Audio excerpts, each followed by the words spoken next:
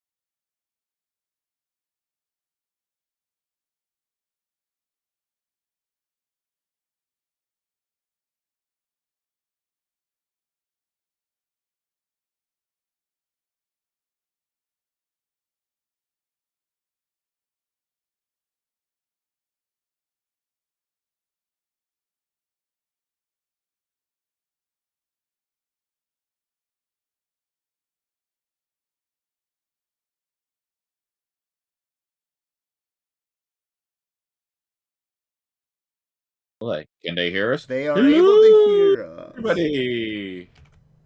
All right, guys. Week one's in week one's in the bag, and we all hate our lives. Right? That's the only way. It's like we did all this work, we did all this research, and we fucked it all up. Because that's what fantasy football is all about. But if you guys check out my waiver wire article, you know what I always say: leagues aren't won in a draft; they're won on the waiver wire. That's right, Wally. What's up, Minnie? The work starts now, Yeah. everybody. So one of the themes with the waiver wire show, if anyone paid attention last year, Josh and I also. Josh has a fantasy team. I'll give it up for Josh Show up, by the way. Some of you Discord guys might not know Josh, but he does a lot of work for us. He is producing the DFS Cheapskates Gambling Absurdity Show. He's always co-partnered this show with me, and he runs a. Did you? Well, the kicker lineups were baller. The kicker lineups were baller. Hey. The kicker lineups were baller, is all I will say. The kicker lineups are the only reason I did not smash things. I thought you told me that one of my lineups actually did really well, Wally. Yeah. Two of the 6 lineups. Well, we'll get into that in gambling today, but 2 of the 6 lineups did cash. Josh, who does not know how to do DFS, which tells you what DFS is all about. The beginner, but by the end of it, Josh will be a degenerate. Like you'll see him there, a lot of gold chains. I'm a degenerate already for other reasons I can't legally disclose on a football absurdity cast. Oh, what else do we got here too? No, but what I was saying, one of the things we do with the waiver wire show is Josh co-manages a team with his dad, and I always find the stories hilarious because every time it's Josh talking his dad down from a ledge, which we can all relate to after week 1. Well, yeah, I mean, let's shout out to David Shuboff, who by the way, Waleed, for those of you that are watching for the first time, me and Waleed actually ended up piloting to second place in his fantasy team for the first time in I think 5 or 6 years, however long we've been running the however long he's been running that team. So Yeah, the I Chuboff consider that household was cursing my name. yeah, I consider I that a have it on good win. authority. Oh, wait a minute. This is the wrong. I'm going to look at the fantasy cast of the Josh Chuboff team. So, hey, guys, and if you have fantasy questions, like if you got waiver wire questions, you shoot them in right over here. What is this? I don't need a Oh, fantasy cast is brought. I don't need that. Oh, I want a scoreboard. That's what I want. That's some trick there. All right. for week 1, Wally. Week 1. And let We're me already tell on you, week 2. Come on. You got to ESPN. You got to give us you got to give us a day to bask. Assuming we were basking or curse or lament. no, we lost hard. But that's because week 1 was Definitely unpredictable. lament. So, Ooh, let us look at these box scores. Well, Team Chambers any good? How'd they do last year? well, this is actually their inaugural run in the fantasy league, so they are a wild Well, card. looking at their team, I can already say that oh nope, they got Trey Lance. Justin Fields doubters, I hate them. They benched Kyle Pitts. Also, they dropped Pitts, and so this league is weird. You don't have to start tight ends. Also, it's a standard league, 0 PPR. Josh's family is full of savages and monsters. But don't worry, PPR fans. We'll get you covered when we go over our picks for the waiver wire acquisitions. Oh, good God. This team looks so good and yet so bad for week 1. Yeah. So, Josh's team, if you look over here, the playoffs. My team is on the right. Yeah, My you opponents got are on Mara the over left. there. And we had my favorite for winning the MVP, although let's be honest, Mahomes and Josh Allen both got off to a great start. But Lamar Jackson, he had 3 touchdowns. He wasn't a scrub. He had 28 points. He did way better than Trey Lance, who didn't even hit double digits. He had Austin Eckler, who Josh just loves Austin Eckler. I did not like him in his draft price, but I get it. He's a guy that you can rely on. Aaron Jones, nothing in the Packers looked good. With Packers week 1, last year they got blown out like 44-7. We're not going to stretch it too much. David Montgomery, whew, Those that was conditions ugly. were bad. Yeah, I mean when he David Montgomery's good at football. Water polo, not his game. So Yeah. we got Terry McLaurin, who did pretty decent for himself. No Johan Dotson, but we can't all be Johan Dotson. Johan Dotson with 2 touchdowns, and we will be talking about him much later in this broadcast. We got Allen Robinson, who I don't know if he's loafing or if Stafford's just ignoring him. What's going on? Allen Robinson and Matt Stafford did not have brunch, is what I got from that first week. We'll keep an eye on it. I'm not giving up hope on him just yet, Wally. No, it's week 1. Week 1, you do not panic. Also, pointing out week 1 when most of these guys didn't play in the preseason, like to any extent, That's part of what kills the Packers. Right. Amon-Ra St. Brown, fantastic, beautiful. I love Amon-Ra St. Brown. The Brown brothers also scored like within a minute of each other. They were the number one play on what the hell is the Sunday show? Red Zone, NFL Red Zone. Oh yeah. Buffalo defense. Well, obviously Buffalo defense was fantastic. We all saw it. They destroyed. What happened? Nick what happened Folk, with your DFS homie there? You know what? I will point out when we had our kicker lineup show. Do you remember when we asked about what I said was Nick Folk was a sit this week? So I did actually say on Saturday Nick Folk wasn't the guy to start. The guy that I said to start, Boswell, went off. So my kicker predictions in midseason form. All I'm going to say. But unfortunately, you went up against Saquon Barkley, Antonio Gibson, and Justin Jefferson, and Devontae Adams, Marquise Brown. Whoo, that was brutal. Brandon McManus, thank God he didn't score more points because that would have cost me about $15.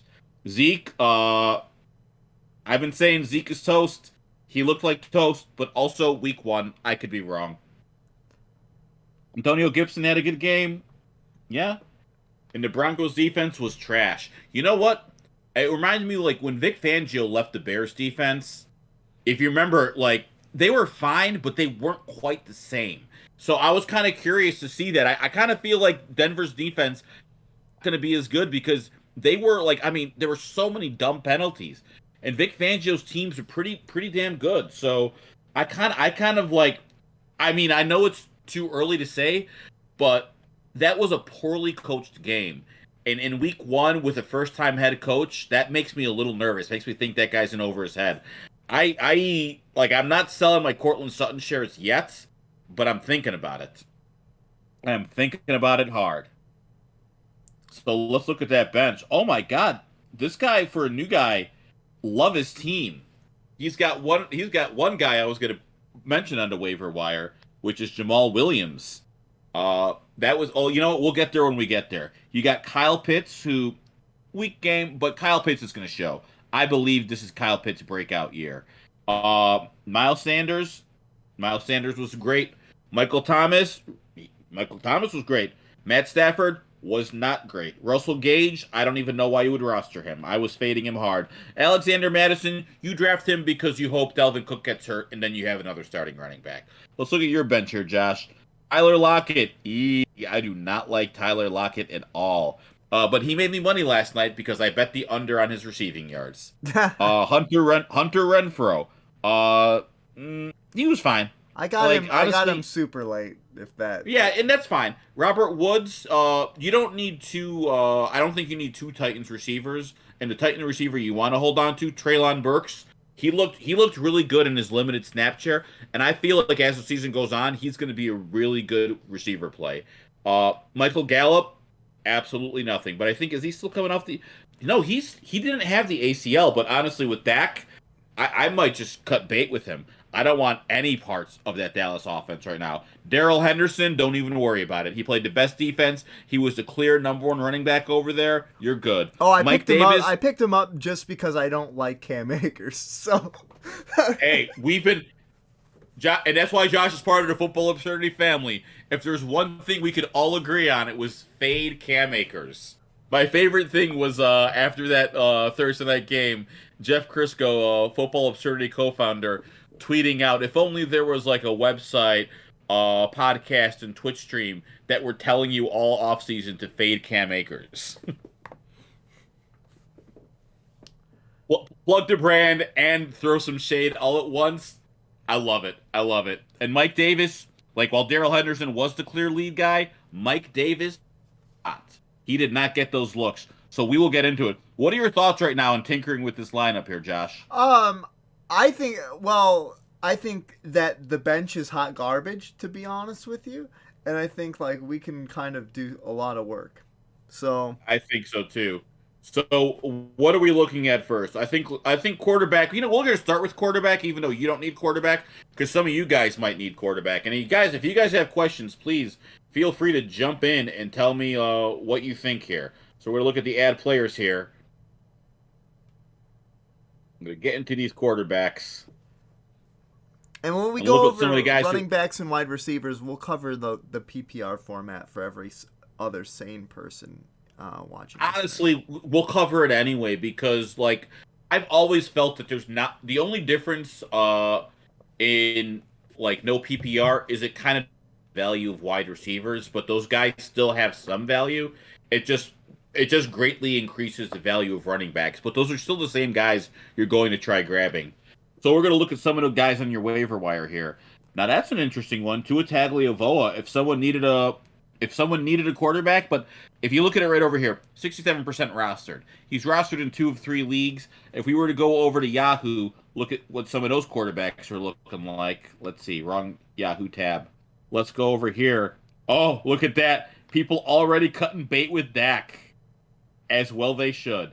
Yeah, Tua here, 62% rostered.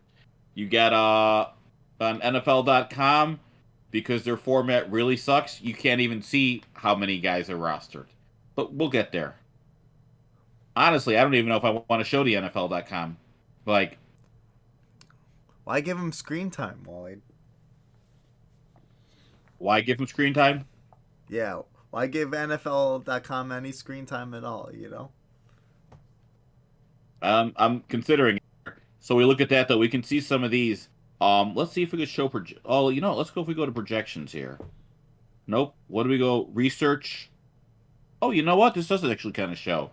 If we look at the guys who are rostered here that are still available on NFL.com, Colin K rostered in 0.2% of leagues. I appreciate the hope involved in that. The protest Maybe like draft. once that got cut, you're like, oh, well, yeah, let's look. What was that? You went silent for a second there. Oh, I'm sorry. No, That wasn't my fault, but I guess I did. So looking at some of this here, ooh, Mitch Trubisky. So we're sorting here by like how these guys are being rostered. We got Mitch, Mac Jones, no part of week 1. Oh, Daniel Jones, Carson Wentz, uh, Ryan Tannehill. I'm not going to mention the other guy because we don't want him. Let's look at this. We're looking at got Jameis, Carson Wentz, Ryan Tannehill, Daniel Jones. These are guys who are being like who are out there. Yeah, Jared Goff.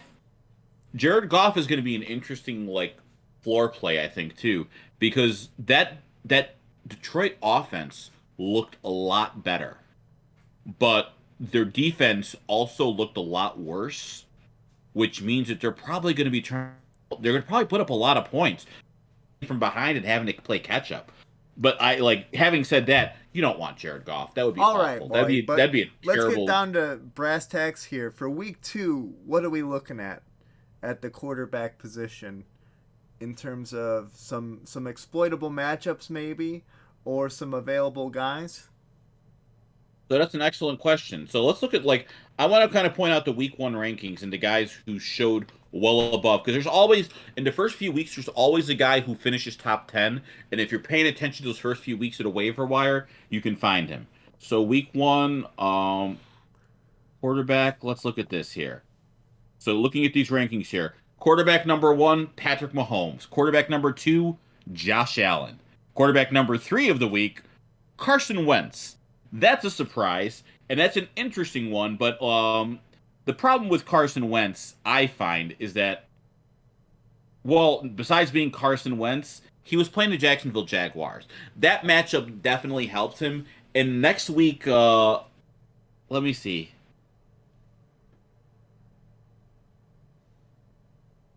Next week, he is playing the Detroit Lions, and if we go over to and look at the number, who is it? 1, 2, 3, 4, 5, 6. The number back in fantasy, Jalen Hurts. He was also playing the Detroit Lions, did very well. So Carson Wentz, if you're looking for a 1-week play, he could be interesting, but I do think there are better options. Jameis Winston is a guy that like really showed up pretty well. What did he end up finishing? I want to say he finished 7th on the week. The problem is he was hot garbage for most of that game, and next is playing. Who's Jameis playing? Oh yeah, his next 2 matchups are against Tampa Bay and Carolina. Those are 2 pretty tough defenses, so I don't like them. I think my favorite waiver wire quarterback play is going to be the man, the myth, the legend, Matt Ryan. He did not show as well this week, actually. But that, and you know what? Not only did he not show well, he didn't show well against Houston, which makes me nervous.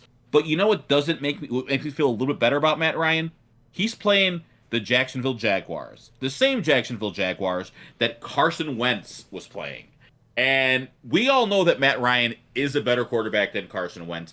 I think Michael Pittman showed, and I think the Colts kind of got themselves fixed a little bit in the second half. Like, they shot themselves in the foot, but let's be honest. Week 1, I'm willing to throw it out. There were signs from Matt Ryan that made me optimistic. 352 yards of passing, 1 touchdown, 1 interception. Not the best stat line, but there were scoring opportunities that were missed because the team was they just weren't right. But the Colts a pass on this because they're usually a well-coached team. So looking at quarterback, I do kind of like Matt Ryan. But let's be honest, most of us can figure out quarterback pretty easy. We're not here for quarterbacks. We're here for running back. Because in the words of Jeff Crisco, you know how many running backs you need? One more than you have. That is the rule, no matter what your league setting, no matter what your lineup. Running backs are king of fantasy football. So let's look at some of these waiver wires at running back. Let's see. We're going here at running back. We're going here at running back. We'll look at the free agents on Josh's league because that's where he's going to want some help, I think. His starting running back core looks pretty damn good, if I'm being perfectly honest, which I try to be, except when I'm not. Yeah, I don't really... A lot of them have, like, scoring hiccups for week one, but the tail of the tape on everyone that I drafted is pretty long. Like, I will say I would not start David Montgomery next week, just because I do not like that matchup at all. So looking at some of the guys available on your waiver wire, J.D. McKissic had a decent enough game, I guess. I mean, like, he didn't get any points, but he's got... you're in a PPR league. J.D. McKissic is worthless to you. So looking at some of the guys that are on your waiver wire, that are some of the top names being spouted out, well, you know what? Let's look at the fantasy points on the season and rank it that way for you to give you a better. Now, Dontrell Hilliard, the number one guy by a mile. You know what Dontrell Hilliard is? Fool's gold. He is behind Derrick Henry. The fact that he was over there vulturing like scores. Also, the fact that he's playing Buffalo, no thank you. No thank you. Isaiah Pacheco, 12.2. Like, he had a touchdown. He had what was Pacheco's stat line here? I have that written here somewhere. Yeah, 62 yards and a touchdown. That looks really good. That's a stat line you could like, except for the fact that he got all of that in the fourth quarter when the Chiefs were up by 30. Like, Pacheco is a guy they might like, and he might have some future value, but I'm not trusting him at all. Oh, God. I saw people shouting out Rex Burkhead's name because he had 19 touches for 70 yards against the Houston Texans. Rex Burkhead. Like, he is the primary running back in Houston, but let's be honest. Do you want the lead back in Houston? Yeah, they did. They were able to tie the Colts. But if you have any faith in them, like, more power to you. I do not believe. Kenneth Gainwell is an interesting guy here. He had 7 touches for 32 yards and a touchdown, and nobody ran the football more than the Eagles in week 1.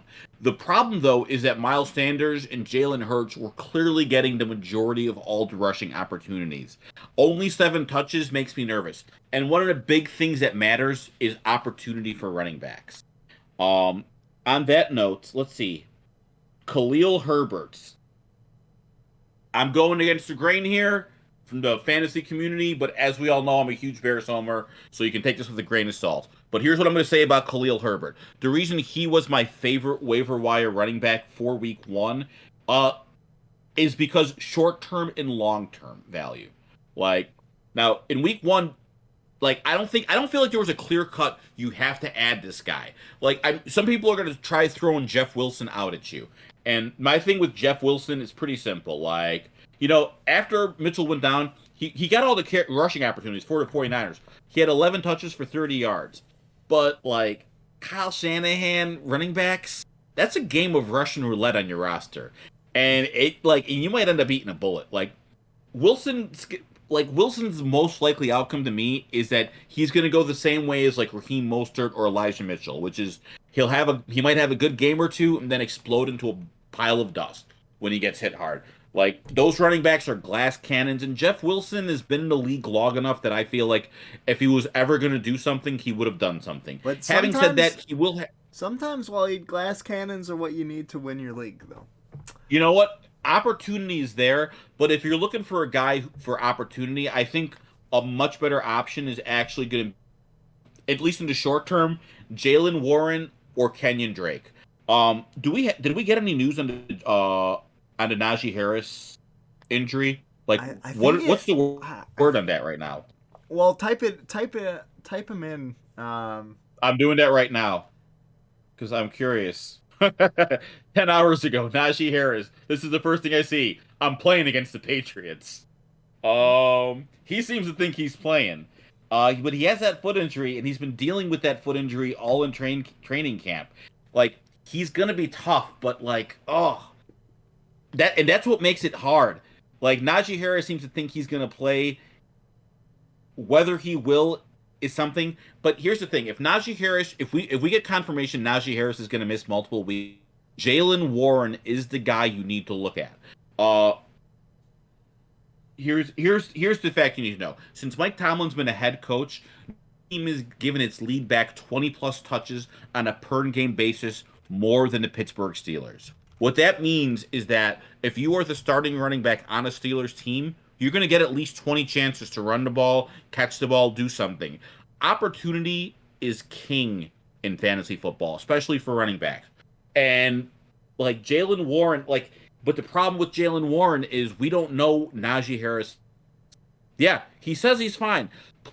They're fine all the time. Like TJ Watt, his pectoral isn't torn. I don't know that I believe him. I think he's a psychopath who will hide a torn pec to keep playing football. Like, you can't trust players, you can't trust coaches, and that's part of the problem. But having said that, that's also why Warren is near the bottom of my list. If I knew for a fact Najee Harris was missing multiple games, Jaylen Warren would be the number one guy on my list. I think a safer play is Kenyon Drake. Because I don't think J.K. Dobbins is going to be back for a couple more weeks. We're not going to see Gus Edwards for a while. And last week, Kenyon Drake had 12 touches for 46 yards. And Mike Davis and Justice Hill combined only got 6. So 67% of the run share, Baltimore Ravens offense went to Kenyon Drake. And Kenyon Drake, and here's the thing, the Baltimore Ravens are going to run the ball more than anyone in football. History has shown that. They want to run the ball. So I like Kenyon Drake a little bit more than Jaylen Warren because his situation feels a little bit clearer. But those guys also have a shelf life. Even if Najee Harris misses a week or two, in a few weeks, Jaylen Warren is not going to be relevant. Najee Harris will be back, and Najee Harris is going to be a king. In a few weeks, Kenyon Drake is probably going to he might get some looks, but J.K. Dobbins will be back, and then Gus Edwards will be back, and then that'll just be a murky situation. So long term, I don't know that. Now, when we go at Khalil Herbert had 9 touches for 45 yards and a touchdown against a San Francisco defense. He did better than David Montgomery last week, and people have been saying all offseason that Khalil Herbert is a better fit for this run scheme. I personally think the weather conditions and the fact that the Bears have a young offensive line had as much to do with David Montgomery not being successful. Because Najee Harris, for some reason when he was running, I saw bigger holes. Whenever I saw David Montgomery get the ball, I just saw a wall of offensive linemen being him. I think when David Montgomery was on the field, they keyed in on the running game a little bit more. And I think by the time the offensive line kind of locked in for that 19-0 stretch, I think they had already kind of walked away from the running game because they were behind a little bit. But that's just my. I think this next week Khalil Herbert I still wouldn't start. I would add him though, because even if David Montgomery continues to Herbert continues to do well, and the Bears coaching staff, they try not to give a lot of compliments, but they are giving compliments to Khalil Herbert. If you ask them a question about a guy, they'll always give you a neutral answer. For some reason with Herbert, they're not giving that answer. And Montgomery's not going to be there. He might not be there next year. So I've been saying that Montgomery's going to have a breakout year. I'm going to stand by that. It's too early to panic. But I also have been saying that Khalil Herbert has value because the Bears want to run the ball. They're a run-first offense. It's going to be based on play-action pass and killing you down the field. So, off of those play-action looks. So Khalil Herbert has a nice high floor. I think even if he's in a timeshare with Montgomery, he could be flex-worthy. But, if he ends up becoming a lead back, he could be a decent RB2 for you down the stretch. I feel like he's the best floor-ceiling play back still available on the waiver wire. Now, the next guy I'm going to talk about is a guy that I actually was kind of very low on in the preseason, and that is Jamal Williams of the Detroit Lions. I'll be honest with you, I love DeAndre Swift, and I just didn't. But the thing is, the Lions love Jamal Williams. That offense, I think that offense is going to be running a lot of plays because that defense is awful. They're going to be playing from behind a lot. They're going to have, and here's the thing. In week 1, what was I looking at? I thought I had it written down. So like DeAndre Swift had like 16, 17 looks compared to the 13 touches Jamal Williams. That was an almost even split. And on the goal line, Jamal Williams was getting the opportunities. So if they're in a timeshare with him getting a lot of the goal line work, Jamal Williams might end up he could end up like being like a floor of a flex player and maybe get some good low end RB2 value based on matchup. Like I kind of want some Jamal Williams. I didn't think I would say that this week. Let's see if there's anyone else. I talked about Kenneth Gainwell, talked about Pacheco, I talked about Burkhead, talked about Jeff Wilson, Kenyon Drake. I feel like we've covered a lot of the guys. Do you have any thoughts on this, Josh? No. I think. By the way, I just put in a waiver wire request for Khalil Herbert because I think it might be smart, even if it's just a handcuff for my own guy. Uh, uh, but everything that I'm you trying said to is think of solid. what other running backs. I would also see. Let's look at some of the guys you have on your team too, because I'm looking here. Ooh, I do see Rashid White, and he's a guy who might have value later. Keep a flag on him just to keep. You know, I'm gonna do that for you Yeah, here. yeah. You have the power, dude. You have. We're gonna put some guys on the watch list just in case they show something a little bit more. These are the guys you want to be keeping an eye on, I think. Beck, interesting. Like Eno Benjamin, you got all your yards in garbage time. I don't believe in you. Rex Burkhead, maybe you'll do something that makes me change my mind. But these are guys that we do want to be keeping an eye on. I'm not interested in keeping an eye on Hilliard. Let's see. Jalen Warren, that's the guy that could be really interesting. If anything breaks with Najee Harris, that's the guy you really want to be keeping an eye on. So I think I got these guys like lined up for you. So if you want me to sit Montgomery, is Henderson a strong enough play? Henderson Jr.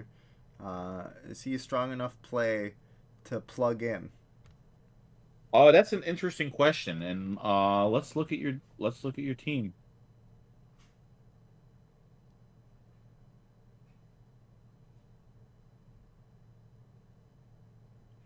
So let's see.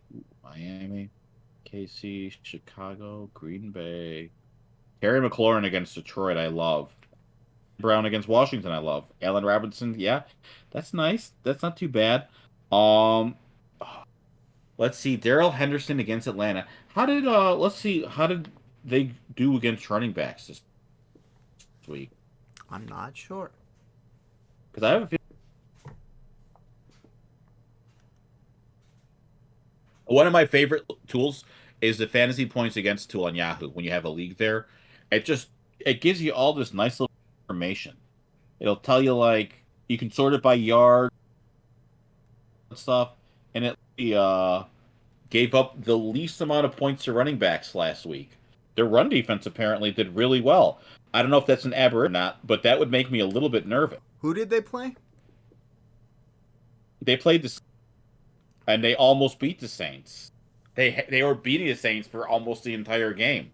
And the Saints have Alvin Kamara. So I don't know that he would be a safe enough play. Okay. I mean, So but I think it's kind of a wash. Okay. But also Atlanta's going to be bad, and I don't know that I don't know that I buy that week 1 matchup.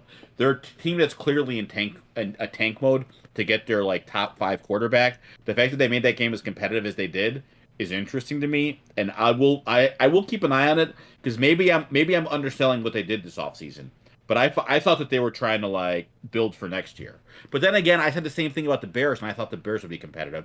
And the one thing I will say is everything I've been listening to, that Atlanta game was really well coached. So that'll say something. I don't know. That's going to be an interesting one. Let's look at some of the wide receiver plays, though, because maybe that'll change. Right. Okay.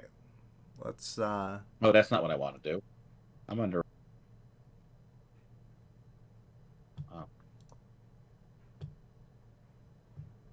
Oh. Pulling up some stuff. Man, no one has questions for their like waiver wires. I guess you all already read my article because a lot of what I'm saying is just regurgitating that. I did all this research.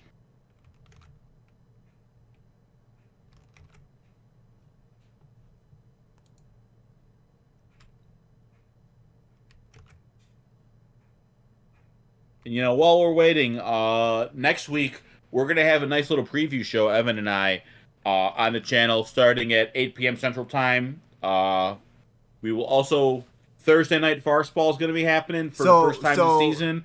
for clarification purposes, Waleed, what day Yeah, is that? Is that preview show? tomorrow, Tomorrow. Wednesday. Got it. It's gonna be a one-off show. Nothing. It's not gonna be a regular thing, but we're doing something tomorrow just for the hell of it. We just want to get out there, do some twitching, talk about like how we felt about our fantasy drafts in the week 1 review, talk about what week 2 looks like, where we should panic.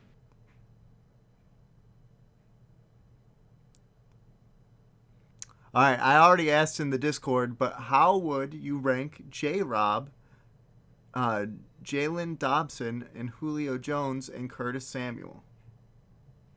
So here's how I. On the one hand, I have a pizza bet saying James Robinson will not be fantasy relevant this year. Brian, one week in, you are making me look a little silly. I didn't trust the Achilles, but there's no denying his 60s. Robinson. Let's pull up those numbers that he actually had, because he was an RB1 in week 1. He had 11 carries for 66 yards, and he had 2 touchdowns. Now, he did this against a Washington team that I think is going to be a disaster, but there's no denying that James Robinson, if he's available, I'm smashing that. Running backs are king. If I will admit, I have takes that I'm wrong. I told you just now, I didn't believe in Jamal Williams beforehand, but looking at the usage and the way that offense looked and how that defense looked, I think there's a lot of opportunity there. And I think James Robinson's the clear lead back in Jacksonville. So going for that is solid.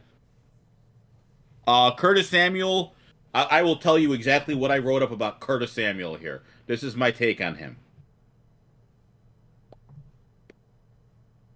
Sorry, pulling it up. So 12 touches, 71 all-purpose yards, and a touchdown. But if I'm going to invest in a receiver from Washington on the waiver wire, it's going to be Johan Dotson, because Johan Dotson has not broken my heart in fantasy football yet. That is pretty much my logic. Johan Dotson, though, let's talk about Johan Dotson here, because I thought the Bears were going to be drafting a wide receiver this year, so I watched a lot of wide receiver tape, and Johan Dotson, he's not a prototype. He doesn't have the prototypical build for a wide receiver. But every time I watched him, all I saw that dude do was catch everything that came his way and just get open.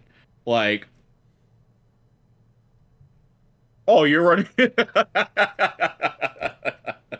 I mean, look, if you got those running backs, you're doing okay. But I don't know if you're coming in late. But I will say what Jeff Crisco always says. You know how many running backs you want on your team? One more than you already have. That is one of my favorite sayings, because it's true. You can find a flex wide receiver any week and you will be fine. But man, I will tell you what. You get yourself a good-ass running back and a bunch of running backs. You know what you can do? You can get elite wide receivers, because teams, and by week 7 or 8, that running back core, half of them are going to be dead. You know that, right? Like, that's how football works. It kills running backs. Now, Johan Dotson, though, like, this is a guy, like here's my thing. For waiver wire, I will lean towards wide receivers. Like, my 2 wide receiver rookies, my top 2, like, waiver wire plays were Treylon Burks and Johan Dotson.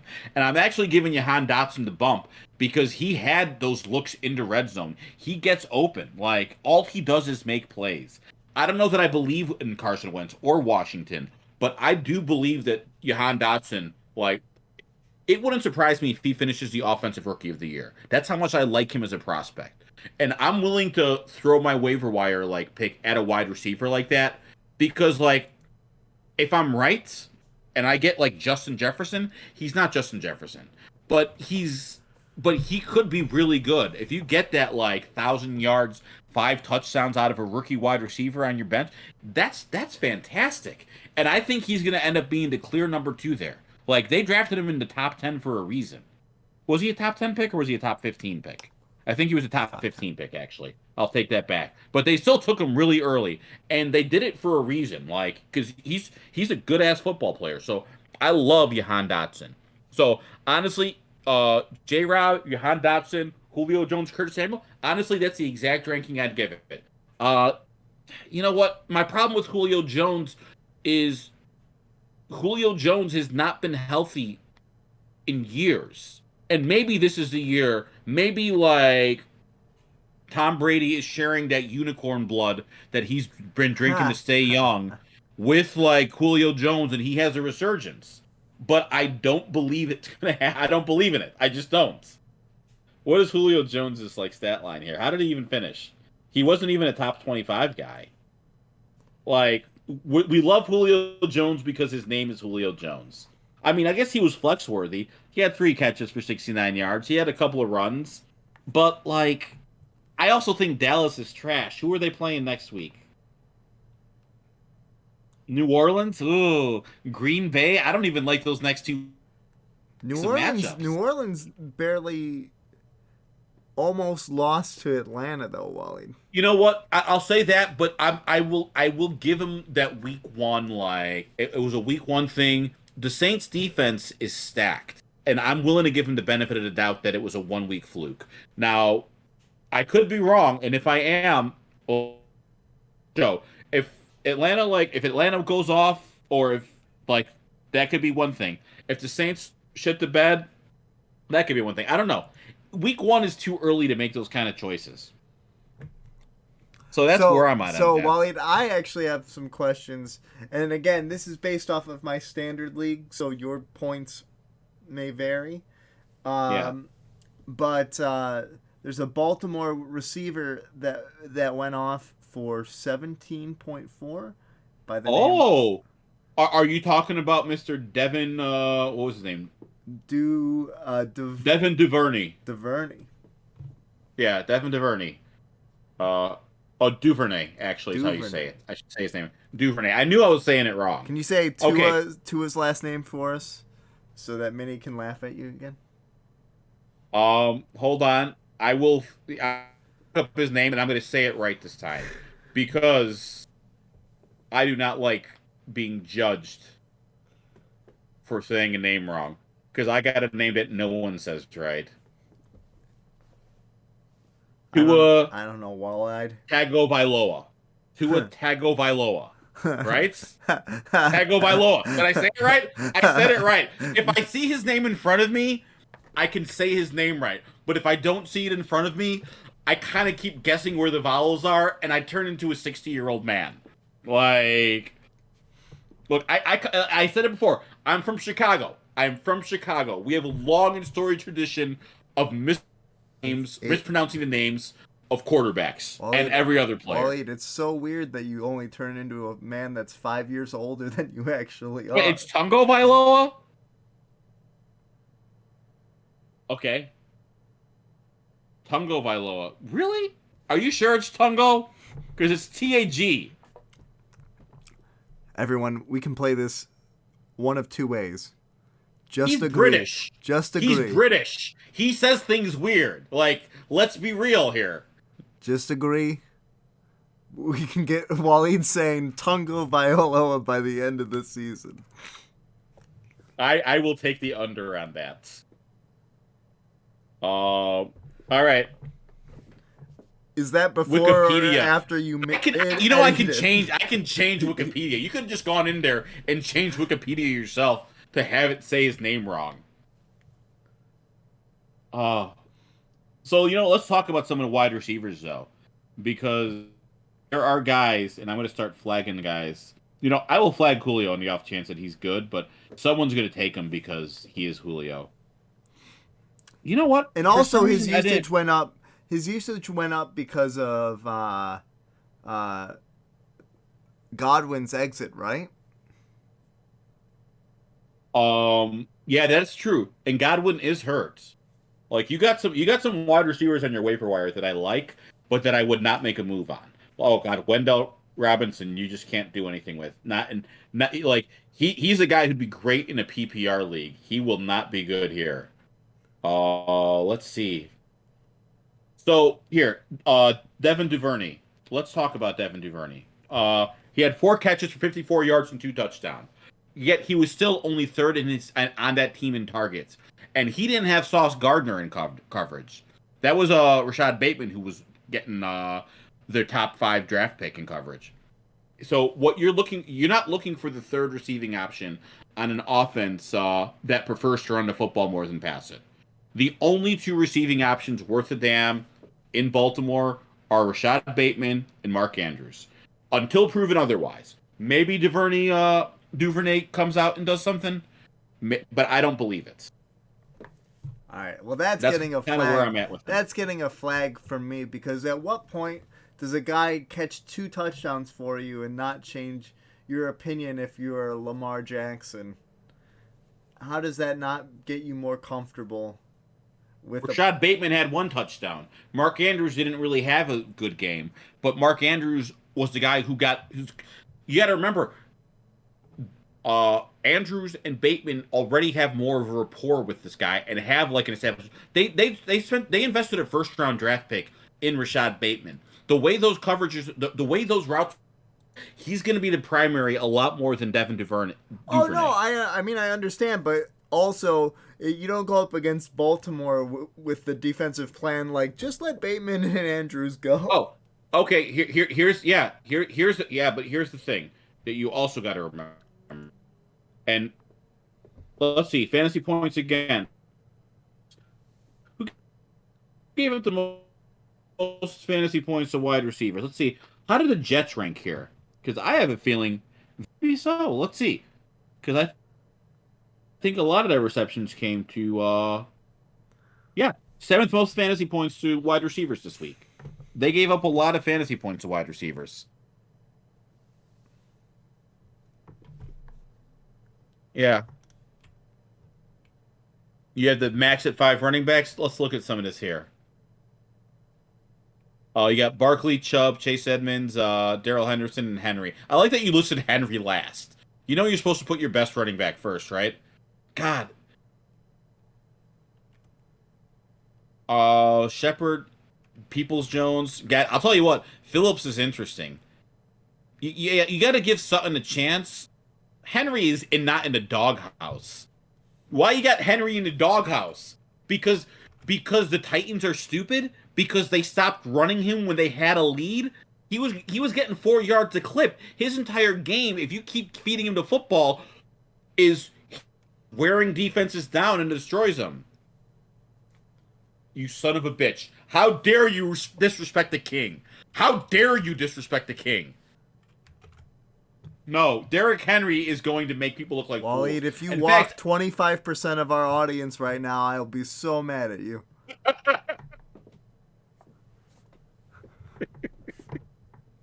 Oh, no. You are wrong. You're wrong. You are 100%, and you're just so completely and utterly wrong. I don't even know how to, deal with how wrong you are. Let's see. I want to see who's Tennessee playing this week. I should have a schedule up, and ready. Yeah. Sutton, here's the thing about Sutton. I said you don't panic in week 1. To say it right now, Denver Broncos are on notice. Because that entire game plan, they're playing ball. Oh, yeah, no. Yeah, okay. I will make an exception here. I know you don't sit your studs, but here's the thing. Buffalo's defense is stud. So, yeah, it's very hard. It's very hard to say, yeah. I don't know though. That'd be hard to bench him. How many running backs can you start at once? Many.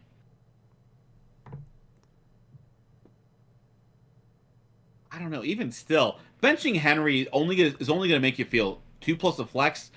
I still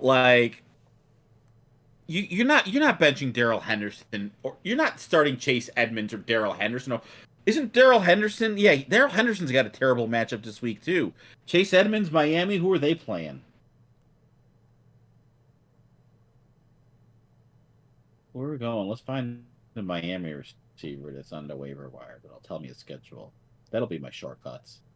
They're playing Baltimore. Ooh, maybe I don't know. Yeah, no, I don't know. I got to tell you though, like,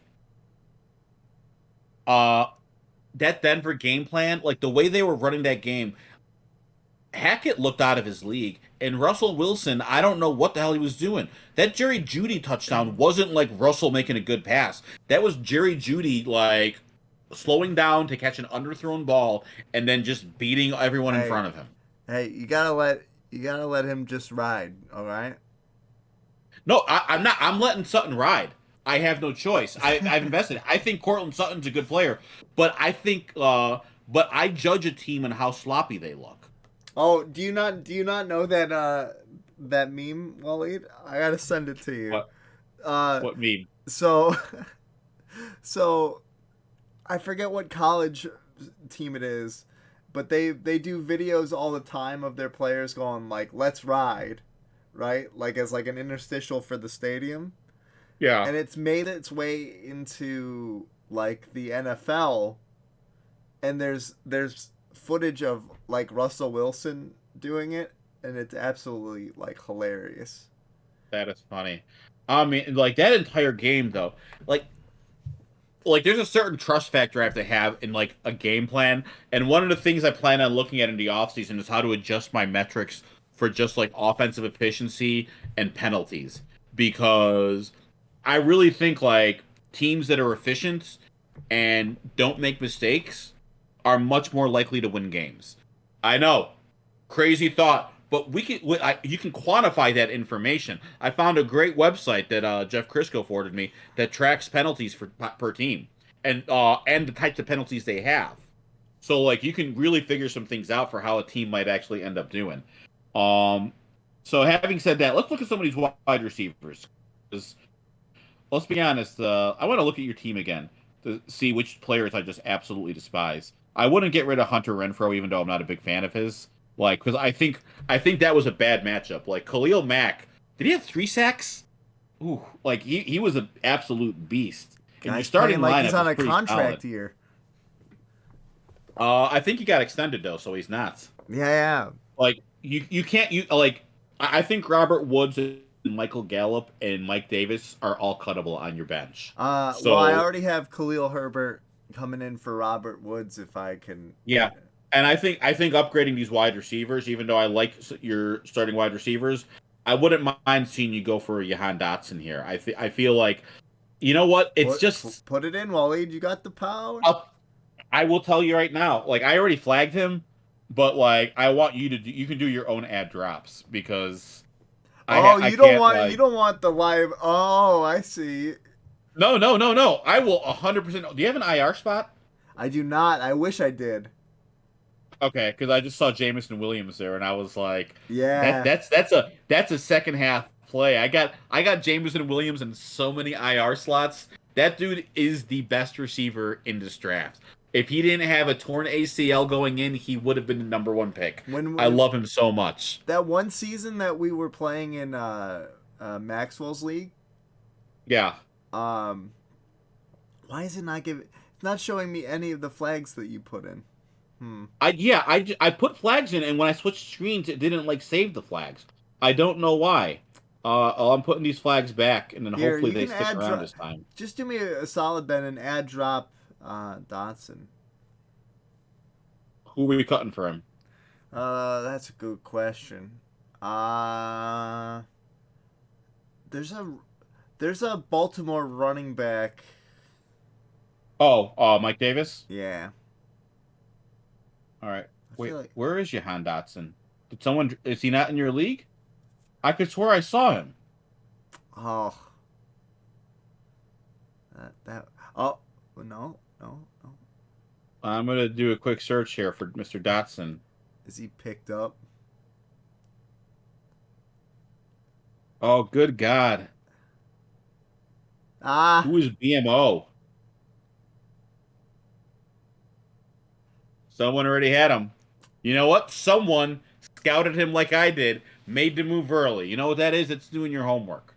So all much right. respect to that person. Dodson is off the table. Waleed, who else? Dotson's off the table. So let's look at some. Well, let's look at what wide receivers are on the table. I had Dotson as my number. Was Burks on your waiver wire? There's no way he's on your waiver wire. But let's look. Let's take a quick look at Burks because he was my number 2 guy. Treylon Burks.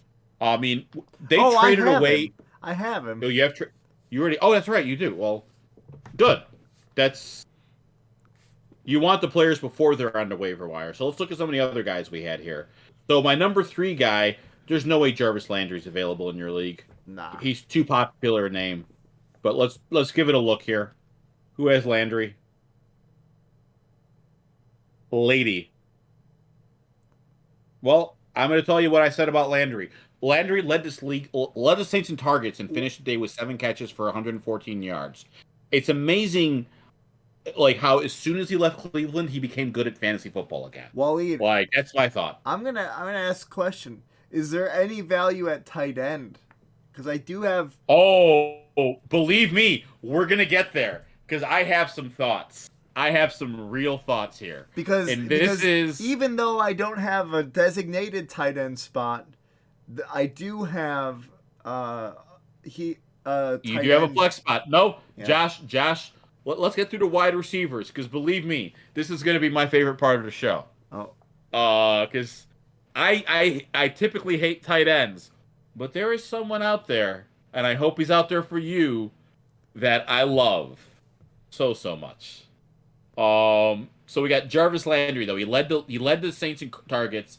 Having said that, he's not available, but he's a guy I keep an eye on because the problem is, like, the receiving room there is a little bit murky with Michael Thomas and Chris Olave. So I don't know how I want to do with that. Now, the next receiver that might be worth looking at, Romeo Doubs. Week 1, he had 4 catches for 37 yards. Aaron Rodgers is going to eventually have to pick a receiver to, like, not yell at and just throw to feed and then roll his eyes at. Yeah, look, Doubs led all Packer receivers in targets. And someone's going to have to catch Aaron Rodgers' passes.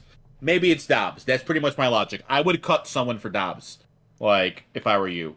Yeah. The other guy here, Sterling Shepard. You know what? Week 1 Sterling Shepard is classic Sterling Shepard to me. 2 catches, 71 yards, and a touchdown. And he looked good. Because Sterling Shepard is a good receiver when he's healthy, which he won't be later in the season.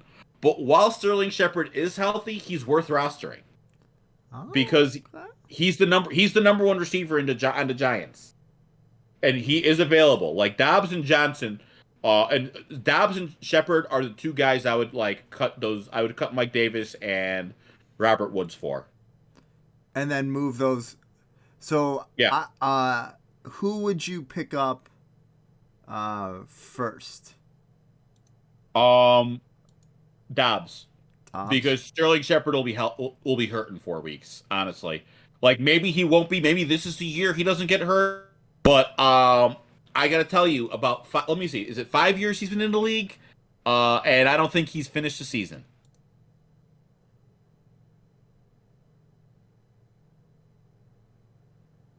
Yeah, no, Dobbs, Rodgers did throw to 4 or 5 guys. Like, I just know that Dobbs led Packer receivers in targets. Like, he had with 4. Now, I think A.J. Dillon might have had 5 catches, but that's a running back.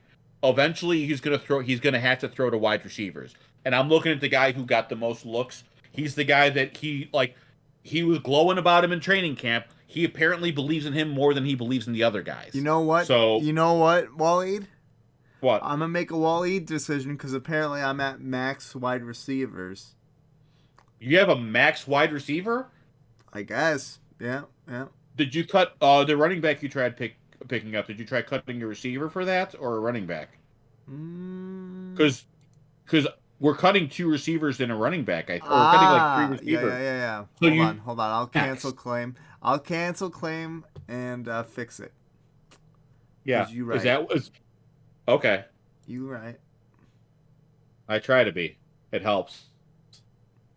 This is the one. Robert really Woods, we're cutting for the incoming wide receiver, Romeo Doubs. And that goes through. And then the next move we're making is Khalil Herbert for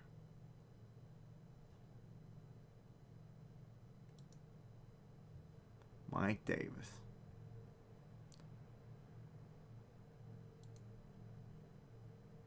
So let's go over some of the other like popular wide receiver choices that we're going to have this year. We'll start with Robbie Anderson. He had 5 catches for 102 yards and 1 touchdown. He is incredibly tempting because Robbie Anderson's a good football player, but I don't want any shares of the Cleveland passing game. I don't want but I said like I don't want any shares of the Cleveland passing game. I don't want any shares of Carolina either. Like Matt Rule is a ticking time bomb that is waiting to destroy the fantasy viability of everyone on that roster. Like if you feel like reaching for him, I get it. But as I wrote, a lot of people are into BDSM in real life. It's why we play fantasy football. One more question, Wally. Yeah. What do you call it? One more question. I think I already know the answer. Would you either get rid of Tyler Lockett for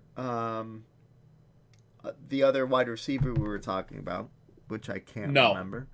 No, as much as I dislike Tyler Lockett, he's still the number 2 receiver in Seattle, and he has a history of production. While I am low on him, I do not. So what I will do then, hold on, Minnie, let's acknowledge what Minnie said. I trusted Robbie Anderson last year. I want to be burned again, and I absolutely love Baker Mayfield. Oh my God. Like I said, some people are masochists. We enjoy hating ourselves. I had Robbie Anderson for a hot minute last year too, Minnie. I feel the pain. So what I'll do is I will stack the waiver wire requests then, Wally. Yeah.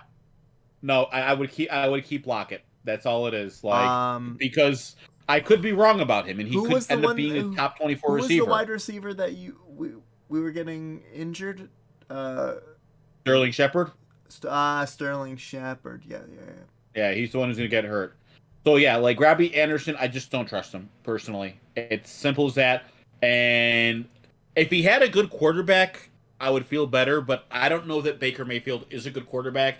And that team is going to quit on Matt Rule by week 4. I feel that in my bones.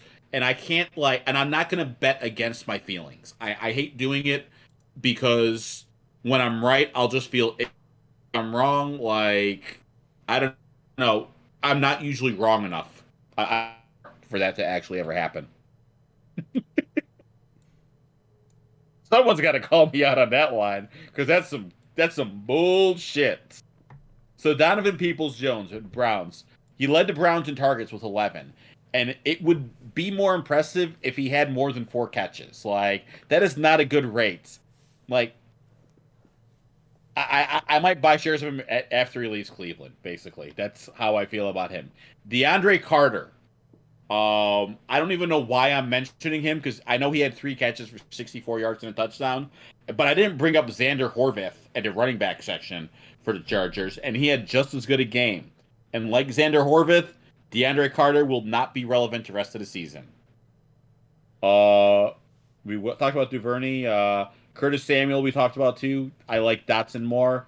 I think that covers the main wide receiver free agents. I guess we talked about Julio Jones a little bit. I probably should have mentioned him in the article, but honestly, I feel like he was rostered in enough leagues that it didn't matter. People know who he is, okay? Yeah. There's like you either believe in him or you don't. We always talk about this in fantasy, and it's like you don't need to know who Julio like. There's no putting Julio Jones on your radar. You already have a take on that guy. Like. Yep. Oh, this is good. All right. Now it's time for tight end. Now, Josh's team does not start tight ends, but this is the part I've been waiting for. Before I even get started, because I want to see what what Josh's question is. So, because I have a flex spot, is there anybody value-wise coming in like that I can get that's gonna get wide receiver like 2 workload? Like, so here's did you have a guy that you were looking at that piqued your interest? Let me look, see if he's there. Let me look. Okay. Let me look before I bring up his name. Okay.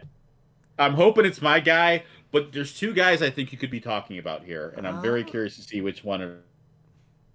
You could just ruin. I mean, No, because if you say a different guy, I'm saving this guy for the end. We're closing big. I see what it is. Okay. Minnie knows who I'm talking about. He's booked his train ticket. Oh my gosh. I love it. I love it so much.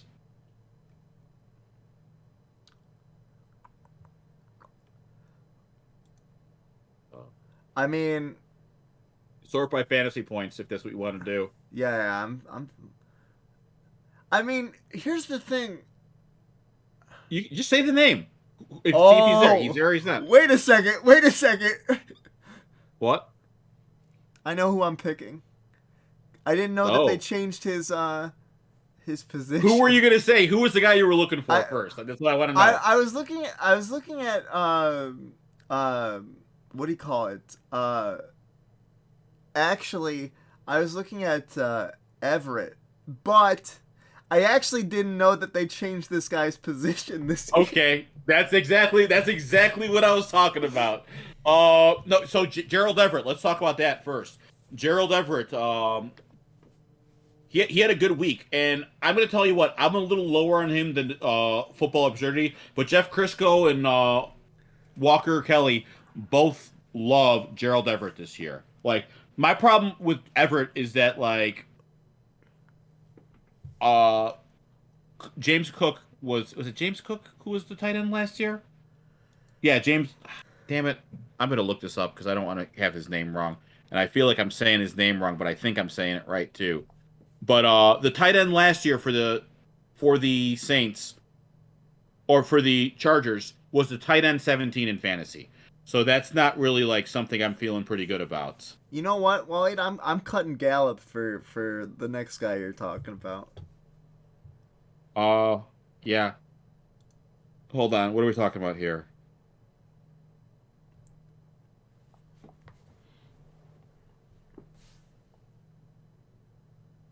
Sorry, I'm looking this up here. Oh, Jared Cook. That's why I knew it wasn't James. Oh, James Cook is the running back on ball. There's too many goddamn cooks in the kitchen. That's what I'm going to say right now. Yeah, but he was a tight end, like, Jared Cook was a tight end 17 last year for the Chargers. But then again, Jared Cook also has stones for hand. Can't catch football. Jared Everett's actually a talented tight end, and he had a good showing, so he's in a Chargers offense that could be, like, exciting. I will not spend waiver priority on a tight end because I think you can stream them, and I think the difference between like the top 5 guys and the bottom just falls out so quickly it's not worth it. Jared Everett has that ability, but there's like Mike Williams, there's Keenan Allen, there's so many mouths to feed in that passing game. I'm a little bit gun shy for him. Well, not to tee you up. Yeah. But is there a tight end on this list that maybe you don't feel like suffers from that problem? Well, there's one person I want to point out to. Actually, there's a lot of mouths. There's a lot of cooks in that kitchen too. But here's the thing. OJ Howard, I just wanted to address real quick. Okay. Because OJ Howard, I think he was the number 1 tight end in fantasy this week. He had 2 catches for 38 yards and 2 touchdowns. And that would be very tempting to me if I hadn't watched 4 previous years of OJ Howard at tight end. Like, he was a first-round pick. What? That's what I was going to say. O.J. Howard always tends to flash at the beginning of the season and then fade. I don't even know if he does that. But, like, here's my thing, basically. Yeah, he's a first-round draft pick. He's a phenomenal athlete. But, like, he didn't do shit with Jameis Winston or Tom Brady. Like, do we really think Davis Mills is the guy who's going to make O.J. Howard a thing? I don't. If O.J. Howard has a good week next week, I'll look a little bit harder. Because... also, like, there isn't a clear number 2 in that offense to me. So OJ Howard could just get that based on opportunity, and there could be value. But I'm not burning a waiver priority on OJ Howard with his history. But there is one man. Oh, there's no Keenan Allen this week either. And I've been yelled at by Jeff and Walker about this, because if there's one thing I am willing to bet on, it is Taysom Hill bullshit. Taysom Hill has been designated a tight end again. And I feel like we should all be losing our minds and clicking him on the waiver wire. because he is a lottery ticket like none other. Waleed, I feel like switching him to a tight end is actually a fantasy football cheat code. Like, my article actually says this is exactly the line I used. I was like, what I said, like, I'm gonna read the exact blurb I wrote for Taysom Hill. I hate tight ends. I love having the position in fantasy football because I enjoy torturing the 75% of the league who doesn't have one. But you know what I do love? Cheat codes. And when Yahoo and ESPN made Taysom Hill a tight end, they gave all of us waiver wire hunters the means to win all of our leagues. In week 1, Taysom Hill had 5 touches for 83 all-purpose yards and 1 touchdown. Do you know what that means? Taysom tight end cheat code activated. Does he go to the top of the waiver wire? Honestly, he's going to be the top of almost all of my waiver wires. Okay.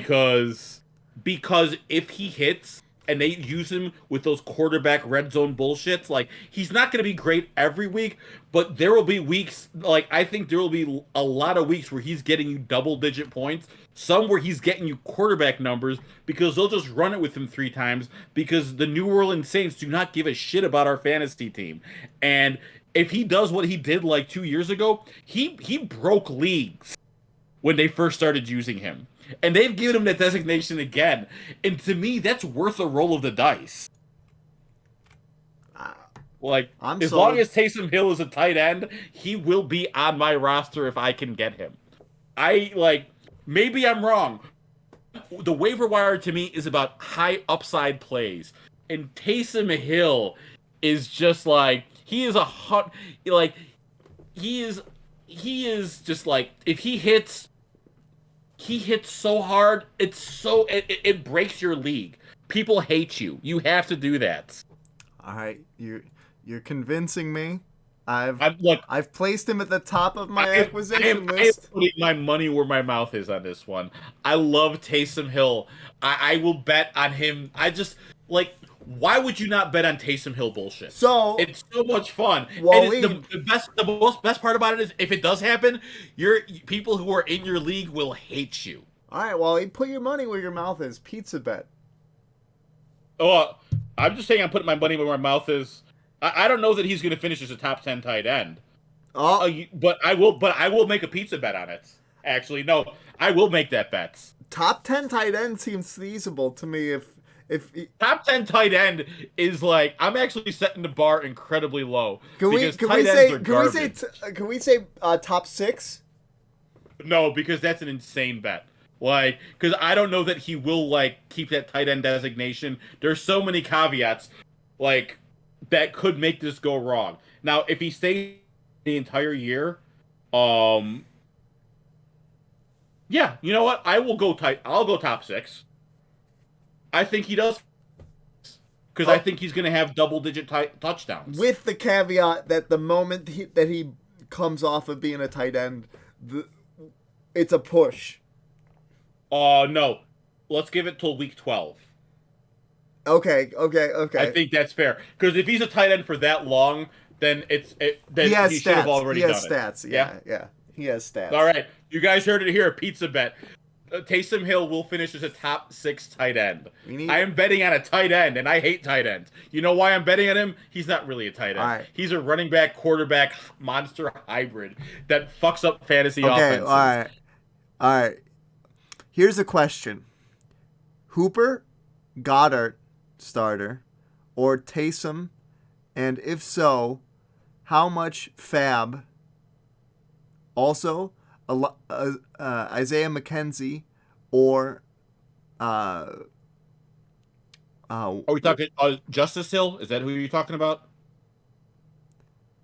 I mean, he says Taysom. If he keeps the tight end designation, and because Winston got hurt, you win your league. Minnie's asking a question in Twitch.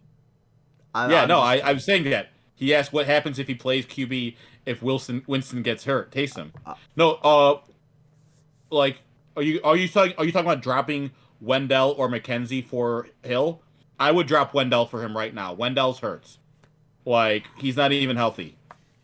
Yeah. And honestly, I would also start Taysom Hill over Cole Kmet this week against the Packers. Because let me see if I'm looking at it right. I want to look at the numbers from last year, but I feel like the Packers were really good at defending the tight end. Would you drop Ramondre for Taysom? I will not drop Ramondre for anyone. I know he sucked week 1, but he's a guy that I think is going to be a monster this year. You heard it here first. Yeah, LaCroix. Packers were really good. Yeah. I can't see. I wish I could see last year's fantasy points again. You know, maybe I can. This way. I'm going to look this up. Pro Football Reference is the best at finding stats. Like, it is my go-to for building any of my stat compilers because it is just beautiful. I'm not cutting Ramondre. Like, I think Ramondre is going to finish as an RB2. Yeah, he had a bad week and that game was like garbage, but I think he's going to be the lead guy. Like, I trust Bill Belichick to fix that team. Like, history shows that Bill Belichick will get things right. Let's see. Let's look at fantasy points against previous season, too. Hold on. Let's go to defensive stats here.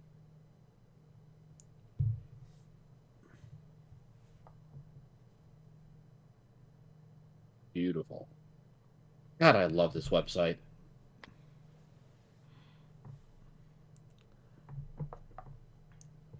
Wally, we need a pizza bet All right, emoji. so let's look at what the Packers. Oh, the Packers were just middle of the pack against defending tight ends last year, but I kind of feel like they started off slow. What are you talking about? I mean, James Robinson. You don't have better cut options than Ramondre? That's my question. Like, I don't cut bait on a guy week 1, especially someone I invested like that kind of draft capital in. Like, I trust my scouting in one game is not a big enough sample size. For all we know, Miami's defense actually was good last year. Oh, small bench league? That does make more sense. Yeah. I don't know. It's a tough one.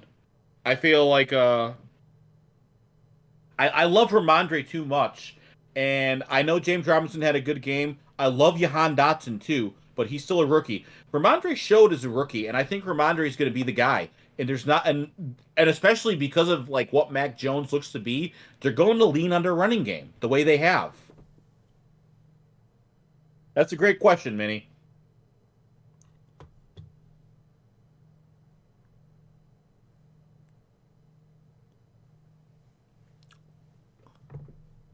Oh, you're not cutting it. Yeah. Like, I'm not cutting anyone. I'm just rolling with that. Like, small benches, indeed. How many people in your league? What is this, an 8-man league? 10? It can't be a 10-man league. 10 team? Okay. Damn. Man. I'm 5-5 in my 10-man leagues so far. Damn, keeper option. Well, I'll tell you right now, if that's your bench, I don't think you need to worry about it. I'm pretty sure you're destroying your fucking league. That is an awful bench. Shit, AJ Dillon on your bench. And I think he's only to get better this year. Honestly, I didn't like him in a share, but I did get a couple of shares, and now I'm wishing I had bid harder on him. I don't know that I want to cut Hopkins. I understand. Yeah, and he was a great must-get. So, Truebill, CD Lamb, I get worried about that too. Michael Thomas, I got a couple shares of him, and I'm glad I did. Jeff Crisco's comment on it was that we were basically Michael Thomas's ADP was us punishing him for the last 2 years. Should you be worried about CD? You should definitely be a little bit worried, but I wouldn't worry too much because that team is going to be bad and playing from behind a lot. and they tried force feeding Lamb last week, and the Bucks have a really good defense. It's 1 week. I wouldn't do it. I wouldn't panic on him. I still CeeDee Lamb is still a talented player, and there's not a lot around him, so they're just gonna force feed him the ball. I think if anything, he just might be good as a garbage stat piler. That'll increase his floor. He might not have the breakout potential because teams are gonna play him over the top, but he should still be good.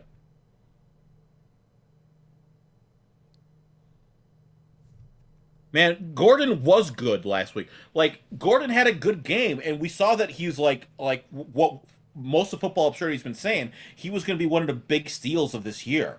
Like, and you saw it. Like, and anyone who wants to get mad at him for fumbling on fourth down just doesn't understand the game situation. Like, who the hell cares if you fumble? It was a turnover on down anyways. Like, fucking reach over, try to get the touchdown. Like, if you're not getting there, you do whatever it takes. There's a fumble, there's a fumble. You're losing the ball anyway. It's either touchdown or bust. Mullen Gordon, like, but that fucking Denver team, man. God, like, Hackett looks out of his depth. I hope they show up better in week 2. But I have, like, my faith in Denver, like, blowing up is greatly diminished. Yeah, like, because I've heard a lot of people ragging on Gordon, and Gordon was not the problem. The problem was that Javonte Williams was getting, like, 9 yards a clip, and you just didn't feed him the ball. Like, I mean, I guess if you hate winning, that's a strategy, and they do hate winning because you had a minute on the clock, and you didn't even want to let Russell Wilson move it 10 yards. You just wanted your kicker to kick a 60-yard. Like, I can't even. I'm very mad about this game because I lost money on bad decisions. Like, I profited overall on that game, but I should have made like $50 in bets if they just ran a semi-competent offense. Yeah, it was just insane. It was insane. And I really like, and that's one of the things when I start building some metrics next year, I'm going to take into account like dumb penalties. You know what? I liked the kick too.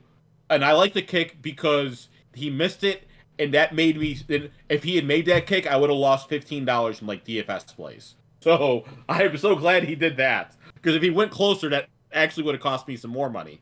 But I don't know. That game was just garbage. I don't know. Do we got anything else we want to cover here, Josh? I just want to point out, Waleed, we've spiked to the most viewers we've had all night just by starting to trash Denver. I'm happy. Yeah. Hey, I will trash Denver all year. I am so mad. I want to sell my Russell Wilson share. That's how mad I am at him. I'm not going to because I preach patience. But good God. Oh, good God. I think. Yeah. Here's the thing, Minnie. From that distance, he's 1 of 8 in his career. 1 of 8. I don't know if we have a soundboard. Oh, we do not. Oh, you know what? Thank you, Minnie. We're going to work on getting that set up for the DFS show. I'm glad you pointed that out. Good God.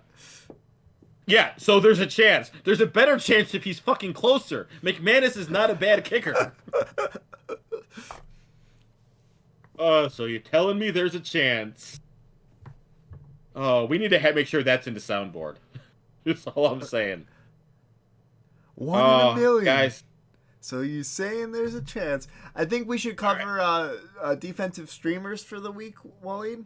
You know what? I haven't really looked into that yet because I'm a little bit behind, but I will happily look at the week 2 matchups for defense and tell you the place that I think will be worthwhile. I don't have to worry because I have Buffalo. In the next few weeks, I'll have. I'm still finishing up a lot of the models I've been working on. But I'm gonna have kickers and defenses. I think it'll be automated completely by week 4. Like I was able to figure out some things, and I'm pretty damn happy about it. If there's anyone in the chat that has questions about their lineups, and that Waleed and I will be able to help you with, fire them off. I'll tell you what. I'm still all in on the Packers defense blowing up.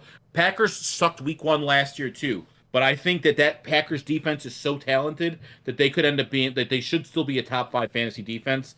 I'm going to roll with them. And actually, having said that, they are playing the Bears. So, I don't know. They're rostered in 79% of leagues, so that's maybe not a good streaming option. Cincinnati versus Dallas. They're rostered in 40 Yahoo leagues. Let's see what they're rostered in ESPN leagues. I like that. Dallas is gonna be cooked, and they had a night game. I think Cincy could be a nice little defensive play, and I think Cincy's gonna be a little pissed at how badly they got beat. No, they're not playing the Vikings again. They will eventually. They have to play them twice, but it's not this week. Cincinnati is a solid defensive streamer option. Who are you streaming the? Oh yeah, Buffalo. You never I have stream Buffalo. I'm again. never gonna stream. Oh shit! Pittsburgh at New England. The way that New England offense looks, the only thing that makes me worried is T.J. Watt is going to be gone for at least 4 to 6 weeks. The Cleveland Browns defense against the New York Jets is another great streaming option. Like, I don't like Carolina at the Giants. I definitely don't like the Bears at Green Bay, even though they technically have plus matchups. Seattle, no, yeah, most of these other matchups are pretty damn bad. Dude, I think Eddie Jackson's gonna play out of his mind this year.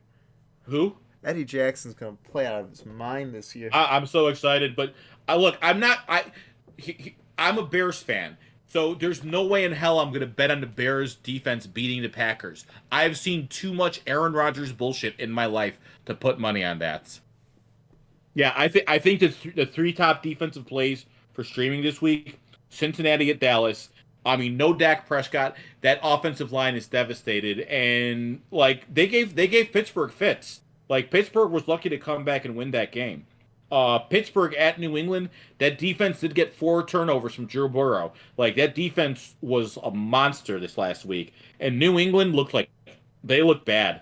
And Cleveland at the Jets. The Jets just, they didn't show much against Baltimore. I do think Baltimore is one of the best teams in football, but I just think those are solid matchup plays based on what we saw in week 1.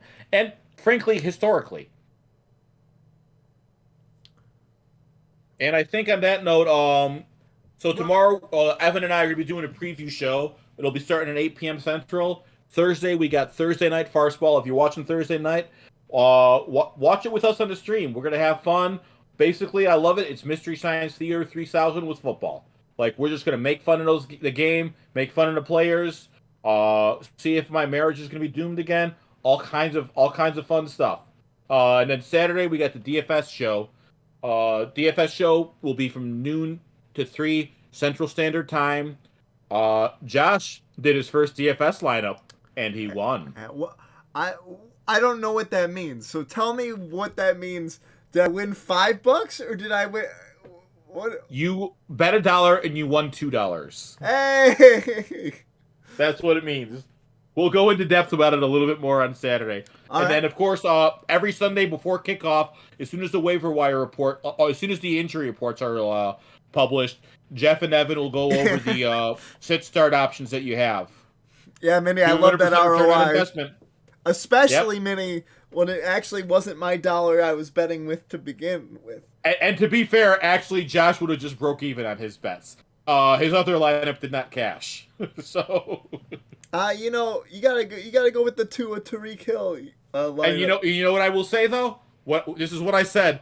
When Jeff and I were talking, because he said he's gonna maybe start gambling if it becomes legal in California, and he's gonna lean on me. And he said he's only placed 2 bets in his life, and I asked how he did. He said he broke even, and I told him when you gamble, that's called winning. And then guys, as we wrap up this week, come back and check us out every Tuesday, hopefully around 7:30. We got started a little bit late this week. Yeah, sorry, my job was killing me today. All the rail yards are going to go on strike in the U.S. by Friday, and nothing's gonna ship. So if you're not a member of the Discord, hop on over to Discord. The Discord, which I think is just football absurdity, right? I think. You know what? Hold on, I can put a link in here real quick. Oh, dropping a link in the chat like a true Twitch streamer, huh, Wally? Yeah, I'm trying to figure out how to do this. How do I? And if you have any questions about your lineups, you can drop them in there. in the future we'll have an email that you guys can throw them to, and we'll have a segment on future shows. Copy link. There we go. I am trying to figure out how to do this on my phone. I believe. There we go. Oh, hey. Yeah. We're always talking football and actually all kinds of life advice. Like, we're a very supportive, fun room. Become an absurdist. All right. On that note, guys, I think we're gonna be heading out. But thanks for. Hold on 1 second, real quick. Because is Eric Bra still on? Nope. I was gonna say we should raid the Bra Hour, but he is not available. So, yeah, that's all right. We'll just drop out. All right. Hey, thanks, guys. Yeah. Talk to you later, guys.